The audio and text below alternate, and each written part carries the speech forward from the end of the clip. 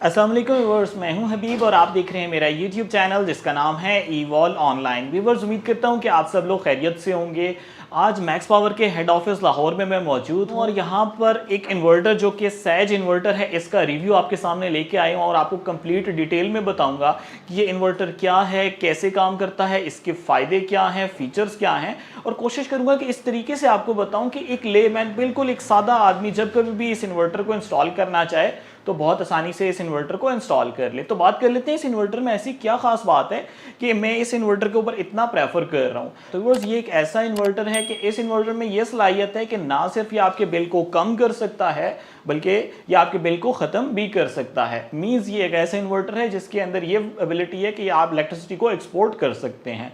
जितनी इलेक्ट्रिसिटी की ज़रूरत आपको है आप उतनी रख लें, बाकी एक्सेस ऑफ इलेक्ट्रिसिटी अगर आपके सोलर पैनल्स जनरेट कर रहे हैं तो वो आप ग्रिड को फीड कर सकते हैं, मतलब ग्रिड को बेच सकते हैं। तो बस फर्स्ट नंबर पे हम इस इन्वर्टर की अनबॉक्सिंग कर लेते हैं और देखते हैं कि इस इन्वर्टर के अंदर हमें फर्स्ट आउटलुक में क्या चीज़ देखने को मिलती है। तो जल्दी के साथ इसको अनबॉक्स करते हैं और देखते हैं इसके अंदर क्या चीज़ है।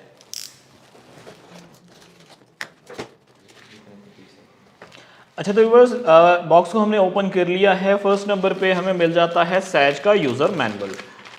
इसके साथ ये आपको एक लिस्ट मिल जाती है, जिस लिस्ट के अंदर इस बॉक्स के अंदर आपको क्या क्या मिलेगा वो सारी चीज़ें मौजूद है। इसके साथ अगर आप ये देखें, इसके साथ आप देख सकते हैं कुछ कम्युनिकेशन पोर्ट्स हैं, फिर एंकर बोर्ड्स मिल जाते हैं और इसको माउंट करने के लिए, और देन ऑनवर्ड देखें तो MC टाइप 4 कनेक्टर्स मिल जाते हैं ताकि हम इसके PV के कनेक्शंस कर ये है जी वॉल माउंट। जो इन्वर्टर है मेरे पास 15 किलोवाट सैज में है। इसको वॉल माउंट करने के लिए ये दीवार के साथ लगाया जाएगा और इन्वर्टर को माउंट किया जाएगा। और ये है हमारे पास फर्स्ट आउटलुक इन्वर्टर की। तो व्यूअर्स, बॉक्स के अंदर हमें एक वाईफाई डिवाइस मिल जाती है, यानी कि हमारे पास रिमोट असेस मौजूद है। कहीं से भी वाईफाई की मदद से इसके तमाम फीचर्स को हम असेस कर सकते हैं। जो एप्लीकेशन इस्तेमाल होती है वो ई सोलर पोर्टल है, जिसकी मदद से हम इसके तमाम फीचर्स को वाईफाई के साथ लिंक कर लेते हैं और वाईफाई की मदद से उन तमाम फीचर्स को असेस कर सकते हैं। अच्छा, तो व्यूअर्स, ये इन्वर्टर की रेंज की बात कर लें तो ये 5 किलोवाट से शुरू होकर हमारे पास 50 किलोवाट तक आते हैं।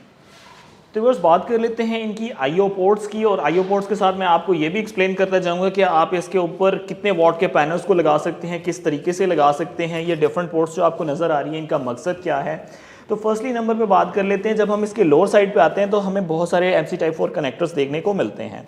ये डबल MPPT बेस्ड इन्वर्टर है, यानी कि इसके अंदर 2 MPPT मौजूद। अब बात कर लें कि इसके साथ टोटल कितने पैनल को हम कनेक्ट कर सकते हैं। तो इसके साथ 15 किलोवाट सैज इन्वर्टर के साथ 18 किलोवाट तक के पैनल्स को आप लगा सकते हैं। अब लगाना किस तरह है, फर्स्ट नंबर पे एक चीज़ का आपने ख्याल रखना है कि आप इन कनेक्टर के साथ लगाते हैं तो हर पेयर के साथ आप 11 एम्पेयर्स मैक्सिमम लगा सकते हैं, यानी कि आपने स्ट्रिंग को इस तरीके से बनाना है कि वो 11 एम्पेयर्स को एक्सीड ना करे।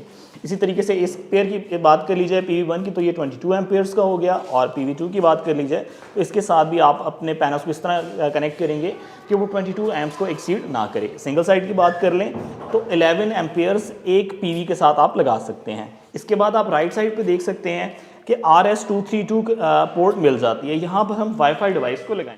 तो बस इसके बाद राइट साइड पे आ जाए तो आप देख सकते हैं RS485 पोर्ट हमें मिलती है। इस पोर्ट का मकसद ये होता है कि हम इसकी मदद से कम्युनिकेशन करते हैं। आप कम्युनिकेशन किसके दरमियान करते हैं, इन्वर्टर और इसके साथ अगर आप जीरो एक्सपोर्ट डिवाइस लगाते हैं तो वो इस पॉइंट की मदद से हम उसके कनेक्शन। अब देख लेते हैं इन्वर्टर का साइड ओवरव्यू। जैसा कि आप देख सकते हैं बहुत ही प्यारा इन्वर्टर है, IP65 है। IP65 मतलब वेदर प्रूफ है। आप इसे घर के अंदर लगाएं या फिर घर के बाहर लगाएं, इस इन्वर्टर पे कोई भी फर्क नहीं पड़ता। बाकी आप देख सकते हैं कि अक्सर देखा गया जब कभी भी इन्वर्टर को इंस्टॉल किया जाता है और उस पर हैवी लोड डाला जाता है, आल्दो इसकी बैक साइड पे बहुत बड़ा हीट सिंक होता है, लेकिन फिर भी क्योंकि मेटल बॉडी है हीट अप हो सकती है। एडिशनल फैंस मिलते हैं। ये एडिशनल फैंस क्या करेंगे, वो जो हीट है उसको डेसिपेट करने में मदद देंगे। जितना इन्वर्टर ज़ाहिर बात है ठंडा रहेगा उतनी ही इसकी परफॉर्मेंस बेहतर होगी। तो अब बात कर लेते हैं कि इस इन्वर्टर के ऊपर हमें वारंटी कितनी मिलती है। जैसा कि ये IP65 है और IP65 इन्वर्टर्स में देखा गया है कि कम ही फॉल्ट आते हैं, लेकिन अगर इसमें फिर भी कोई भी फॉल्ट आ जाता है तो इसके ऊपर आपको फुल फ्लेज 5 ईयर्स की वारंटी मिलती है। 5 ईयर्स की वारंटी के अंदर इसके अंदर कोई भी चीज़ जल जाती है, कोई भी चीज़ खराब हो जाती है, मैक्स पावर इसको फ्री ऑफ कॉस्ट आपको रिपेयर करके देगा। पाकिस्तान के तकरीबन हर बड़े शहर के अंदर मैक्स पावर के सर्विस सेंटर्स मौजूद हैं। सैज की बात कर लीजिए तो सैज की वारंटी क्लेम करवाने के लिए आपको इसे इसके हेड ऑफिस लाहौर में भेजना होगा। तो बस इस वक्त हमारे साथ अब्दुल हई जो कि मैक्स पावर के ऑफिशियल इंजीनियर हैं, इनसे बात करते हैं और देखते हैं और इनसे भी पूछते हैं कि इस इन्वर्टर को किस तरीके से इंस्टॉल किया जा रहा है। जैसा कि इस वक्त ये PV के कनेक्शन चेक कर रहे हैं, उस स्टेप बाय स्टेप आपको सिखाया जाएगा कि इस इन्वर्टर को किस तरीके से आपने इंस्टॉल करना है। इस वक्त हम फुल कैपेसिटी में इसके साथ पैनल्स को नहीं लगा रहे, लेकिन फिर भी टेस्टिंग पर्पस के लिए आपको दिखा देते हैं कि आप देख सकते हैं इस वक्त जो हमें वोल्टेजेस पीवी से मिल रहे हैं वो 632 वोल्ट मिल रहे हैं। जैसे कि मैंने आपको बताया था इसके स्टार्टिंग वोल्टेज 180 से लेके मैक्सिमम वोल्टेज 900 वोल्ट तक होते हैं, तो मीन्स 630 एक अच्छे वोल्टेज हैं इसको टेस्ट करने के लिए। तो जल्दी के साथ अभी हम इसके MC टाइप 4 कनेक्टर्स को कनेक्ट करते हैं। तो इस वक्त आप देख सकते हैं फर्स्ट स्क्रीन जो हमें नज़र आ रही है डिस्प्ले में, graph setting, run info about language, first number पे लैंग्वेज है जो कि डिफ़ॉल्ट में इंग्लिश आती है। हम इसकी डेट टाइम को सेट कर लेते हैं, जैसे कि आज डेट है 31/10/2020, तो इस पे डेट को सेट कर लेते हैं और टाइम को भी सेट कर लेते हैं। ओके प्रेस किया और इसमें डेट टाइम सेट हुआ। नेक्स्ट नंबर पे देख लेते हैं कि हमें क्या सेटिंग्स करनी है।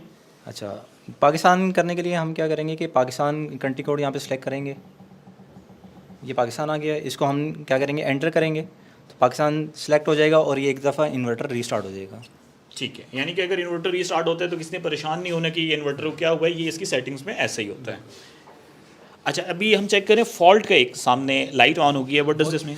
इसलिए आ रहा है क्योंकि अभी हमने ग्रिड पावर कनेक्ट नहीं की, तो बेसिकली ये ग्रिड पावर लॉस का हमें एरर दे रहा है। यानी कि ये बता रहा है L1 जो लाइन 1 है नो ग्रिड एरर, मींस कोई भी ग्रिड इसके साथ कनेक्टेड नहीं है। ठीक है, अभी कोई भी फेज इसको नहीं मिल रहा, तो वो इसलिए फॉल्ट इंडिकेशन हमें शो कर रहा है। लेकिन जैसे ही हम इसमें ग्रिड पावर कनेक्ट करेंगे तो ये फॉल्ट रिमूव हो जाएगा। तो बस आप देख सकते हैं कि यहाँ पे ये 3 फेज़ का इन्वर्टर है और 3 फेज़ की इनपुट जो होती है RST पोर्ट्स होती हैं, RST और साथ न्यूट्रल। तो अभी हम जल्दी के साथ इन चारों तारों को इन पॉइंट्स के साथ कनेक्ट कर लेते हैं।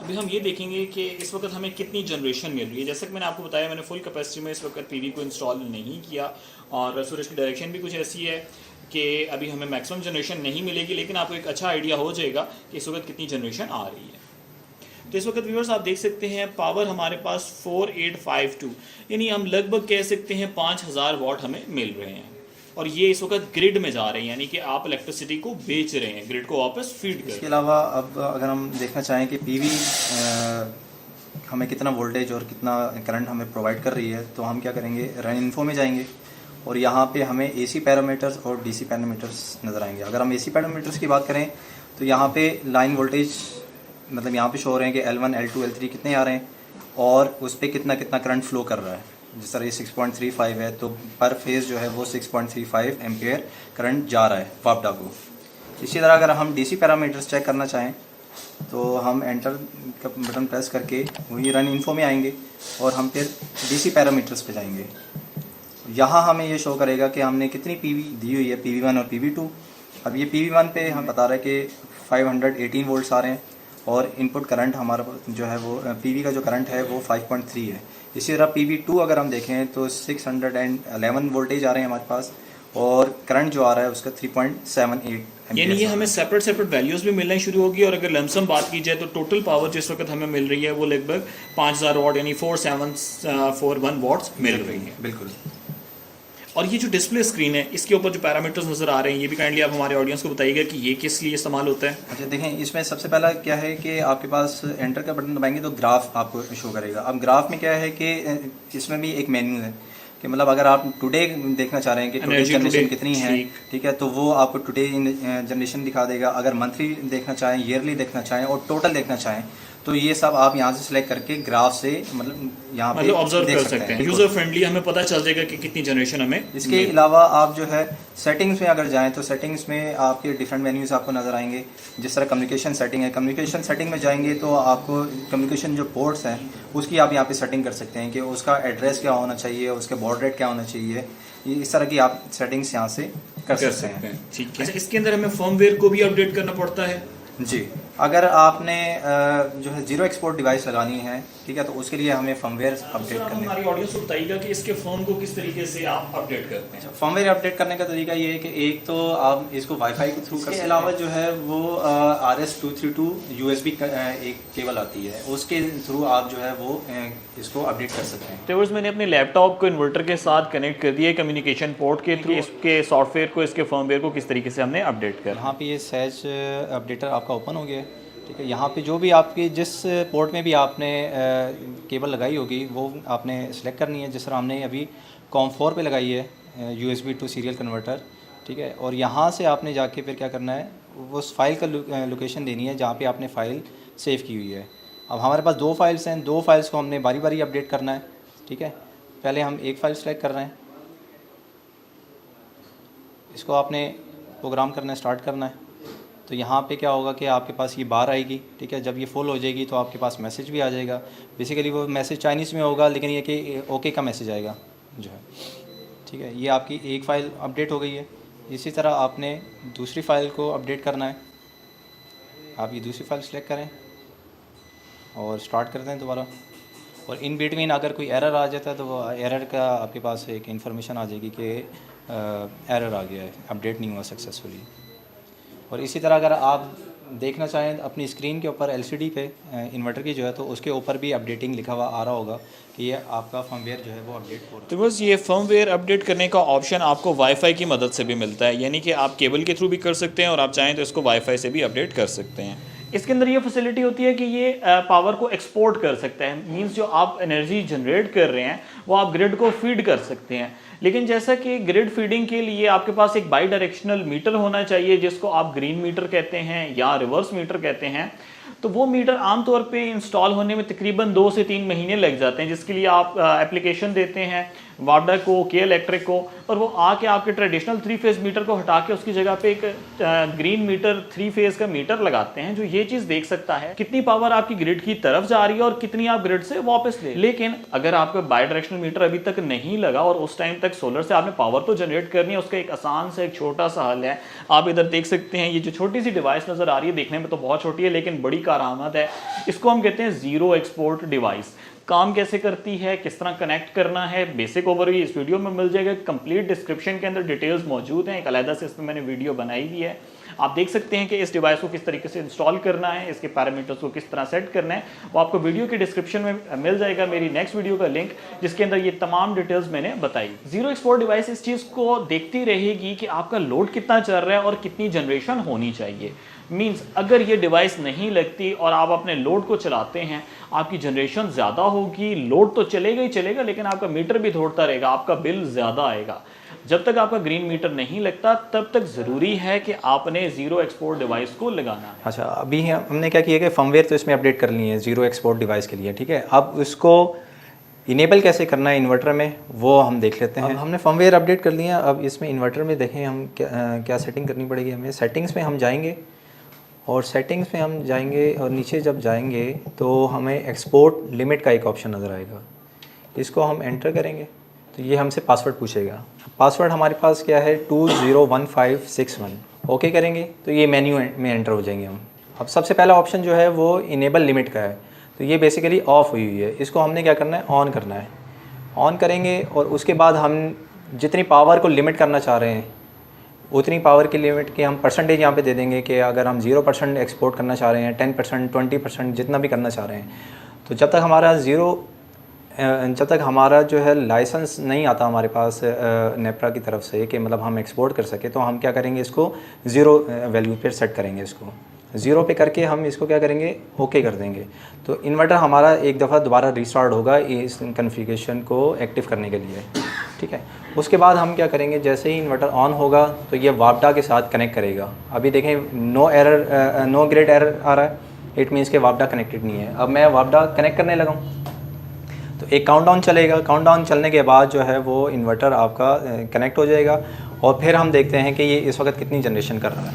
अच्छा, आप देख सकते हैं LCD पे इस वक्त कि हमारी पावर जो है वो 20 वाट 22 वाट इस तरह आ रही है। हमने ग्रिड पावर भी कनेक्ट की हुई है और ज़ीरो एक्सपोर्ट की जो हमने डिवाइस लगाई है और जो उसको कॉन्फ़िगर किया है, तो ये सक्सेसफुली जो है वो काम कर रही है कि ये पावर पीछे नहीं भेज रही ग्रिड को। अब जैसे ही हम जैसे ही हमने लोड बढ़ाया है तो ये देखें आप, इसकी जनरेशन जो है वो 800 वाट तक चली। अभी देखें जनरेशन कम हो रही है, 800 वाट्स की हो रही है। उसकी वजह ये कि शाम का टाइम है तो सोलर की पावर इतनी इनफ नहीं है कि वो सारा लोड को ड्राइव कर सके। तो साथ में क्या है कि वो ग्रिड पावर को इस वक्त शेयर कर रहा है। अब हम जैसे ही लोड अगर दोबारा ऑफ करेंगे तो ये देखिए इसकी जनरेशन जो है वो दोबारा 0 की तरफ चली जाएगी। तो इट मीन्स कि अब जो है वो कोई पावर जो है वो बाबडा की तरफ नहीं जा रही है जीरो एक्सपोर्ट डिवाइस की वजह से। तो बस अगर आपको ये इन्वर्टर पसंद आया है तो इसको परचेज करने के लिए आप मैक्स पावर की ऑफिशियल वेबसाइट को विजिट कर सकते हैं। इसके अलावा 5 से लेकर 50 किलोवाट तक इन्वर्टर अगर आपको चाहिए तो आप मेरी वेबसाइट ewallonline.com पे भी जाके ऑर्डर को प्लेस कर सकते हैं। अपनी दुआ में मुझे याद रखें। Take care of yourself. अल्लाह हाफिज़। अस्सलाम वालेकुम।